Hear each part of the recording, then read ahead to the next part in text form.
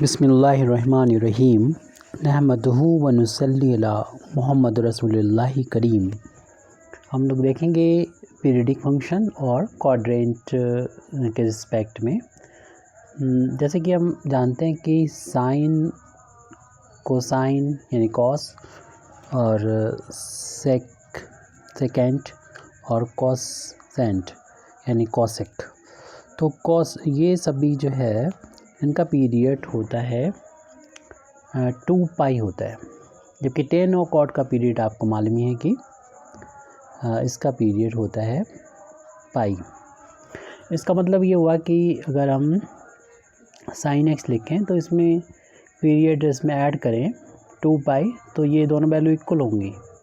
ऐसे ही अगर हम इसमें भी अगर 2 पाई ऐड कर लें यानी x प्लस 2 पाई तो था हमारे पास, इसमें 2 पाई और ऐड किया तो ये हो गया साइन x प्लस 4 पाई, तो ये भी इसी के ही इक्वल होगा यानी साइन x के ही इक्वल होगा ये साइन x प्लस का 4 पाई। इसी तरीके से और भी यहाँ पर 2 पाई ये ऐड करते जाएं या सब्सट्रैक्ट करते जाएं तो पीरियड जो होगा वो यहाँ पर सेम होगा, यानी मतलब ये वैल्यू जो आएंगी वो सेम आएंगी।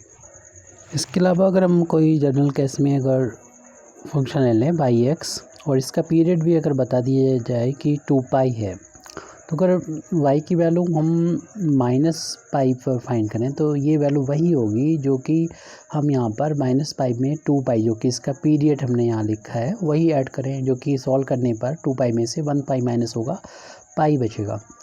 तो इस तरीके से हम देख रहे हैं कि माइनस पाई की वैल्यू जो है वो यानी y of minus pi equal है y ऑफ प्लस पाई।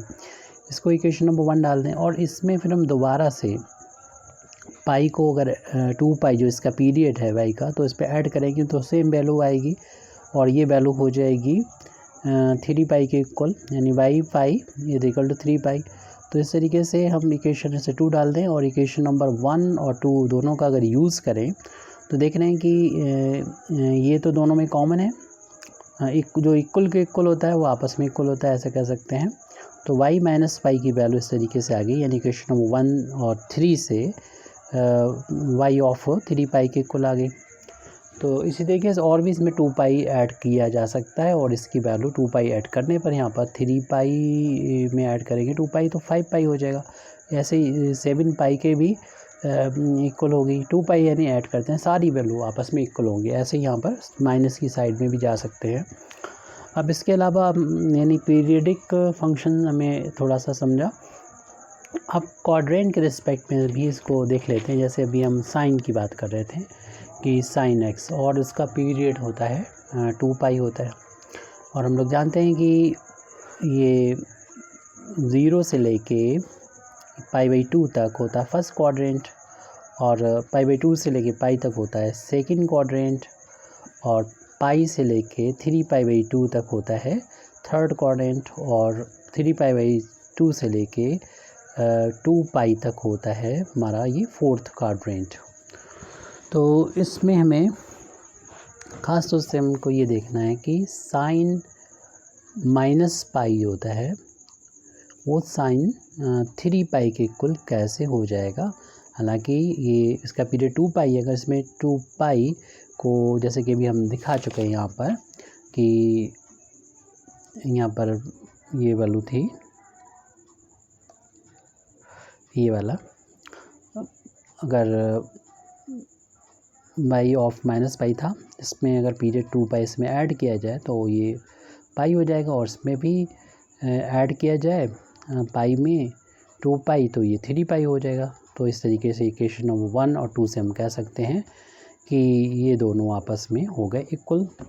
अब इसको हम इस कोऑर्डिनेट सिस्टम में देखें तो कैसे आपस में इक्वल हैं।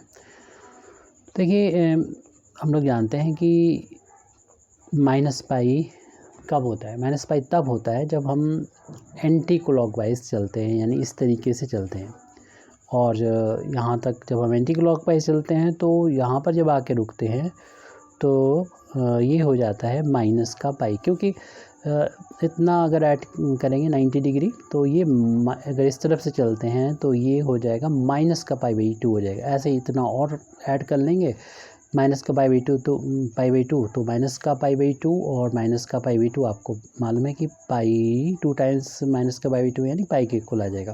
यानी ये आधा जो होता है वो पाई के इक्वल होता है, क्योंकि डायरेक्शन जो है वो क्लॉक वाइज है, इसलिए इसको माइनस पाई इस तरीके से बोलेंगे कि माइनस पाई। यानी इस लाइन पर हम पहुंच चुके हैं।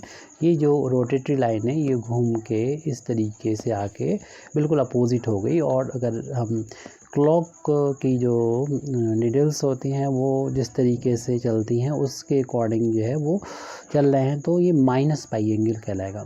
और इसी पोजीशन पे आने के लिए हम ये रास्ता भी अप्लाई कर सकते हैं।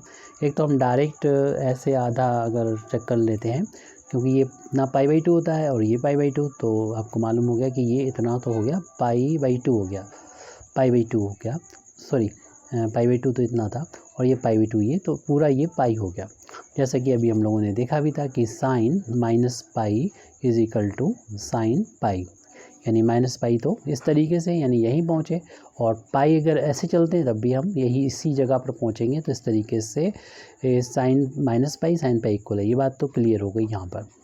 और इसके बाद हमें चूँकि पता है कि साइन का पीरियड, साइन जो एक्स होता है उसका पीरियड 2 पाई होता है, तो यहाँ तक जब पहुँच गए तो 2 पाई, और यहाँ से हम 2 पाई उसमें और ऐड करेंगे तो आपको मालूम है कि एक इतना जो होता है पाई होता है, एक आधा चक्कर, और आधा चक्कर और लगाया तो एक पाई और जुड़ेगा, यानी 2 पाई, पूरा चक्कर 2 पाई होता है। तो इसमें यानी 2 पाई ऐड करके फिर हम वहीं पर पहुंच रहे हैं। इससे मतलब ये हुआ कि जो साइन माइनस पाई की वैल्यू थी वही साइन पाई की वैल्यू थी आई है, और इस तरीके से जितना साइन पाई था उतना ही साइन 3 पाई बना।